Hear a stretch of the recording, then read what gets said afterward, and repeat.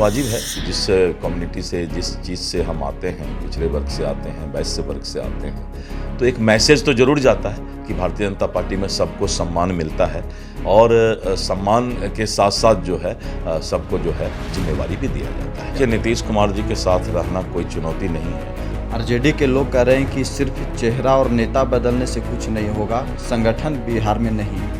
अब अगर आरजेडी के लोग ये बोलते हैं कि भाजपा का संगठन नहीं है, तो दुनिया का इससे बड़ा कोई आठवां आश्चर्य नहीं होगा। अगर ये बात आरजेडी ने बोला है तो आरजेडी के लिए इससे शायद दुखद दिन कभी नहीं होगा।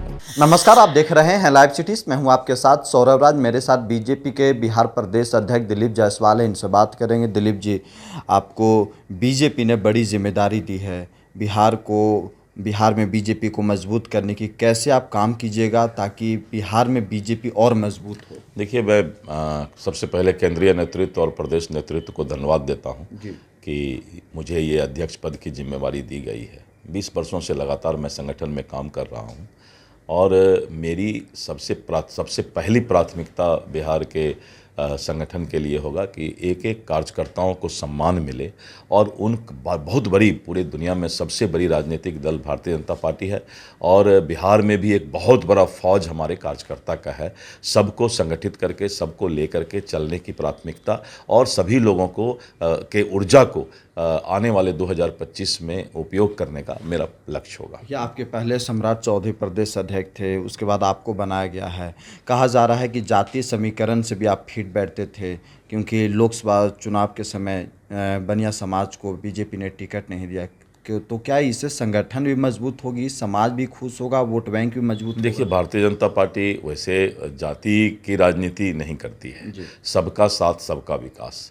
लेकिन वाजिब है कि जिस कम्युनिटी से, जिस चीज़ से हम आते हैं, पिछड़े वर्ग से आते हैं, वैश्य वर्ग से आते हैं, तो एक मैसेज तो ज़रूर जाता है कि भारतीय जनता पार्टी में सबको सम्मान मिलता है और सम्मान के साथ साथ जो है सबको जो है जिम्मेवारी भी दिया जाता है। आपके सामने दो चुनौती है। पहला, नीतीश कुमार के साथ ही बने रहना है, दूसरा बीजेपी को मजबूत भी करना है। पहली प्राथमिकता देखिए, नीतीश कुमार जी के साथ रहना कोई चुनौती नहीं है, इसलिए कि केंद्रीय नेतृत्व का जो फैसला होता है वो फैसला हम लोग के जो है लिए आगे का लक्ष्य तय करता है।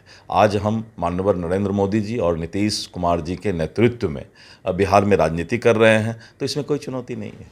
1.5 साल बचा हुआ है विधानसभा चुनाव में, तो क्या इस बार बीजेपी पिछले चुनाव से 2020 के विधानसभा चुनाव के रिजल्ट से क्या इस बार आगे बढ़ेगी? नहीं, आपने देखा कभी लोकसभा चुनाव जो हुआ उसमें 173 सीट पर हम चुनाव विधानसभा में जीते हैं और 23 सीट में हम बहुत ही कम मार्जिन से चुनाव में रहे हैं। तो यानी 2/3 बहुमत से बहुत ज़्यादा अभी लोकसभा के परफॉर्मेंस में हमारा जो है विधानसभा में रिजल्ट दिखाई पड़ा है। इसी को बस अगर हम कायम रखें तो हमें लगता है कि भारी बहुमत से हमारी जो है सरकार बनेगी। आरजेडी के लोग कह रहे हैं कि सिर्फ चेहरा और नेता बदलने से कुछ नहीं होगा, संगठन बिहार में नहीं है।